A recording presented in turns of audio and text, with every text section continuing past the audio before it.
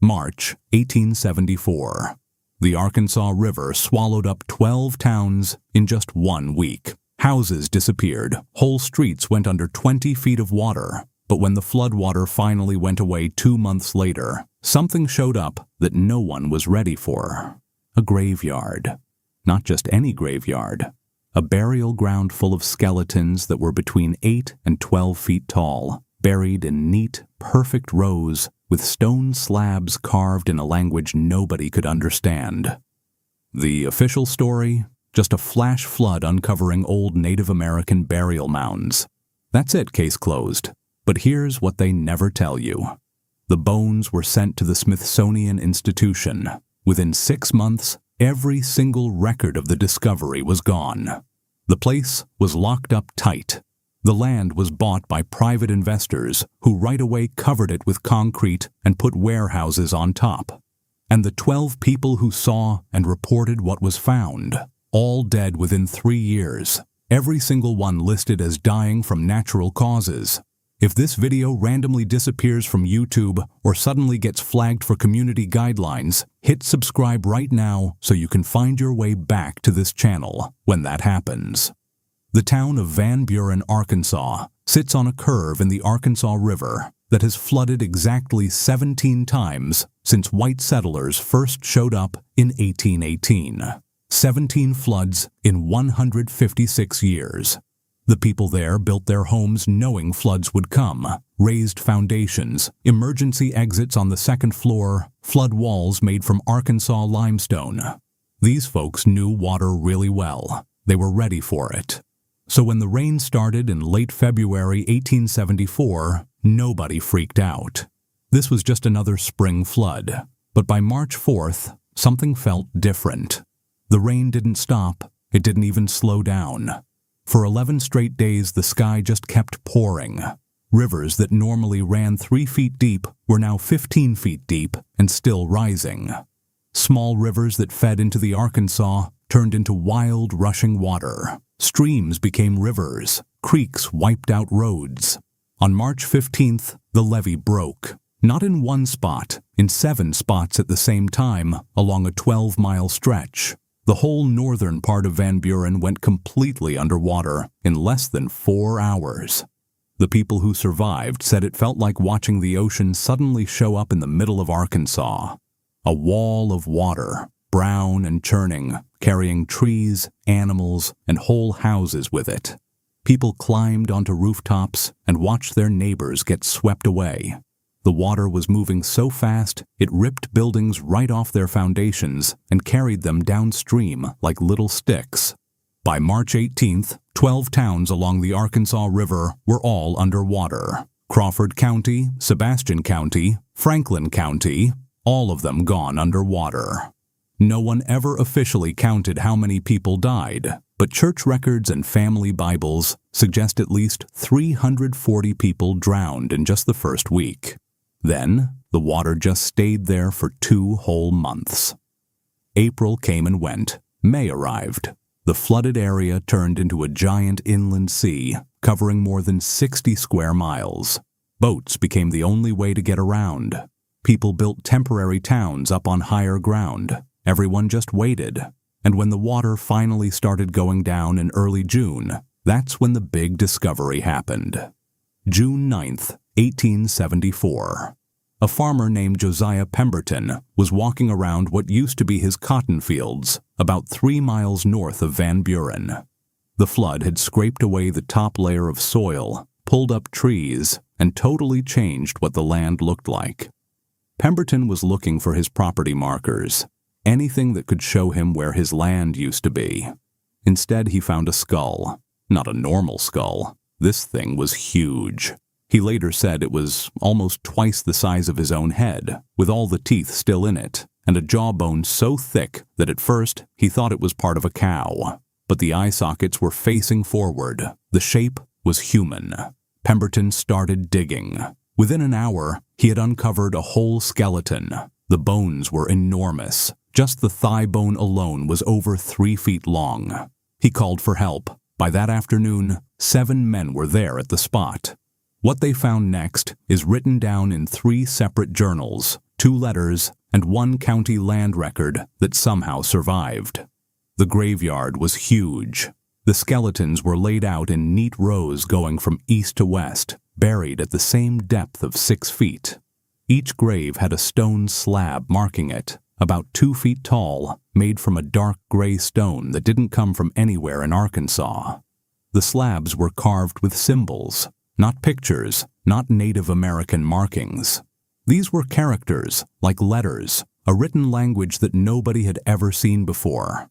Some of the symbols kind of looked like ancient Hebrew, others looked more like Phoenician or early Greek, but none of it matched anything the local minister, the town doctor, or the county land surveyor had ever seen. The skeletons themselves were shaped like humans, standing upright, walking on 2 legs. But the proportions were just wrong. The skulls were long and stretched out. The rib cages were shaped like barrels, way bigger than a normal human chest. The arm bones suggested a wingspan of almost 9 feet, and every single skeleton measured somewhere between 8 and 12 feet from head to toe. Here's where it gets really interesting. The bones weren't tossed around. They weren't messed up by the flood. They were still perfectly lined up in their graves, which means these burials were very deep, way deeper than 6 feet. The flood had scraped away the topsoil and the first several feet of earth, revealing what had been hidden 20, maybe 30 feet underground. This wasn't a new burial. This wasn't even from the 1800s. The way the soil had packed down above the graveyard suggested these remains had been there for hundreds of years, possibly over 1,000 years. By June 12th, word had gotten around. People started showing up from nearby counties. Some came just to look.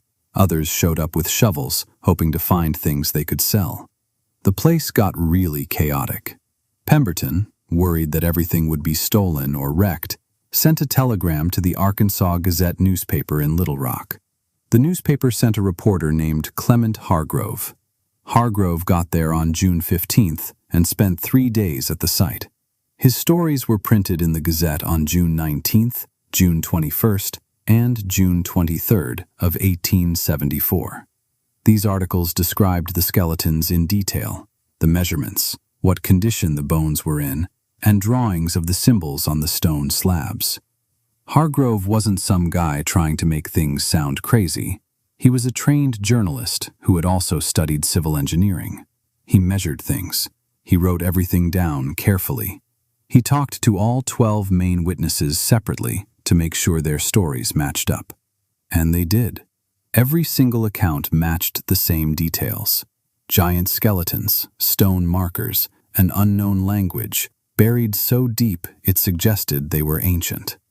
On June 20th, a man from the Smithsonian Institution showed up.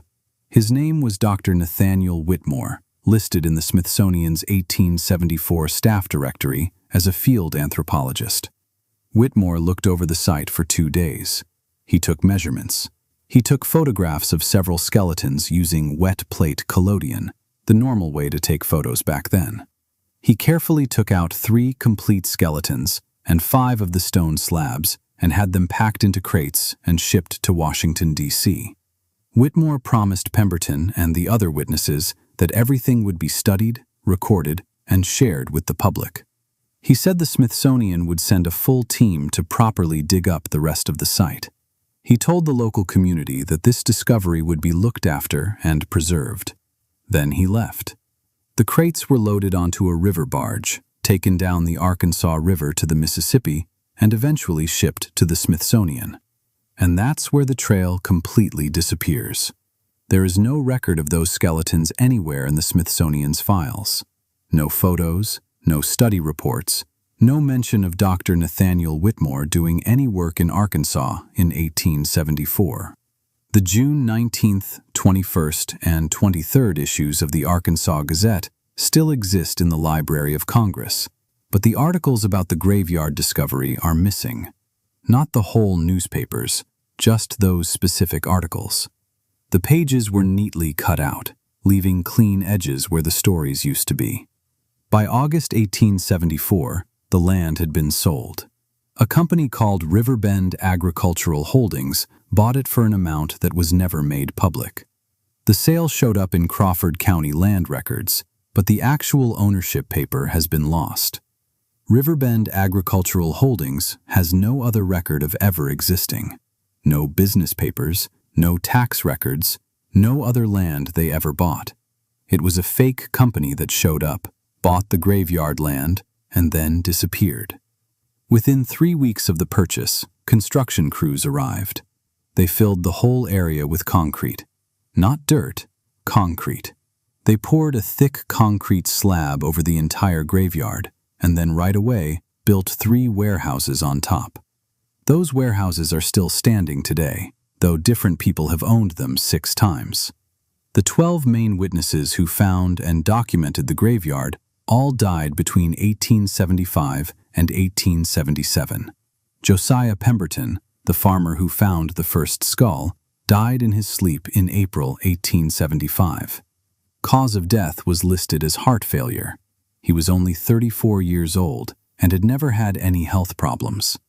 Clement Hargrove, the journalist, drowned in the Arkansas River in October 1875 under circumstances that were never explained. His body was found 3 miles downstream from Van Buren, still dressed in a full suit with no signs of any struggle. The county coroner said it was an accident. 2 of the workers who helped dig at the site died in a barn fire in January 1876. 3 more died from cholera in the summer of 1876, even though there was no cholera outbreak happening anywhere in Crawford County that year.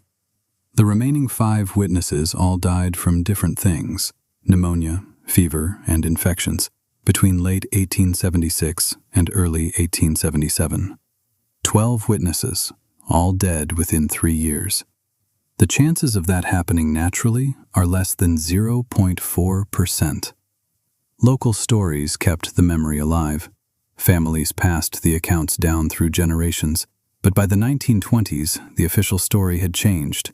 The Arkansas Historical Society put out a report in 1923 saying the 1874 discovery was just a Native American burial mound that people misidentified. They claimed the so-called giant skeletons were just normal human remains that people had exaggerated over time. No proof was given, no sources were cited, just a statement that the whole thing had been misunderstood. The Smithsonian's official response when someone asked directly about the Arkansas discovery in 1932 was that no such remains had ever been received. Dr. Nathaniel Whitmore's name doesn't appear in any Smithsonian staff records after 1874. It's like he never existed at all. But here's what they can't make disappear. A soil study done in 2003 by independent researchers using ground-penetrating radar found strange things beneath the warehouses, rectangular shapes, all at the same depth, evenly spaced apart. The exact measurements described back in the 1874 accounts. Something is still down there, sealed under 40 feet of concrete and commercial buildings. The company that currently owns the property, a logistics business, has refused every single request to allow any kind of archaeological study. The stone slabs with the unknown language were photographed by Hargrove before the Smithsonian took them. Those photos were reprinted in a 1902 book called Mysteries of the Frontier, written by a folklorist named Samuel Bridger. Bridger's book is extremely hard to find. Only 14 copies are known to exist, and most of them are in private collections. But in those photos, the symbols are clearly visible. Language experts who have studied them say they look similar to Paleo-Hebrew, Phoenician, and even ancient Sumerian cuneiform writing. One researcher suggested the symbols might be a very early language that came before any known writing systems. Another said they prove that Old World civilizations made contact with North America long before Columbus ever arrived. The Tartarian connection comes from how the burial site was set up. Perfectly lined up graves going east to west, stone markers made from rock that didn't come from the area, advanced planning that showed knowledge of how to keep soil stable and preserve things for a very long time. These are all features of advanced civilizations from before the Great Flood, civilizations that official history refuses to acknowledge. The same patterns show up at sites all across North America, from the mound builders in the Ohio Valley to the giants reportedly found in Nevada's Lovelock Cave. And here's the part that really makes you stop and think. The 1874 flood wasn't totally natural. Rainfall records from February and March 1874 don't back up the idea of an 11-day, non-stop downpour. National Weather Service archives show some scattered storms, but nothing that could cause a flood that huge. Yet the Arkansas River rose 20 feet in less than 2 weeks. Some researchers think the flood was set off on purpose, controlled destruction of natural dams upstream, planned levee failures. The goal wasn't to destroy the towns. The goal was to uncover what had been hidden underground. And once it was uncovered, it had to be buried again. The graveyard wasn't found by accident. It was revealed on purpose. And the moment it was revealed, the cover-up started. The Smithsonian getting involved, the records disappearing, the death of every single witness, the site immediately buried under concrete. These aren't just coincidences. This is a deliberate, organized erasure. The question isn't whether giant skeletons existed in Arkansas. The proof for that is overwhelming. The question is why their existence had to be hidden. What does their being in North America actually prove? That human history is way older and way more complicated than we've ever been told. That advanced civilizations lived on this continent long before Columbus. That the story of primitive natives waiting to be civilized by Europeans is a lie. And if that story is a lie, then everything built on top of it, the whole idea of American greatness and manifest destiny, falls apart. The river gave up its secret in 1874, and the powerful people who control what we know about history buried it again. But the bones are still there. The proof is still there, sealed under concrete, blocked by lawyers and corporate ownership, waiting for the day when someone is brave enough to dig it back up. That's the story of Arkansas's river giants, the flood that exposed them, and the system that made sure you'd never learn about them in school. Subscribe if you want more of this. The algorithm doesn't want you seeing content like this, so if you made it to the end, you know what to do.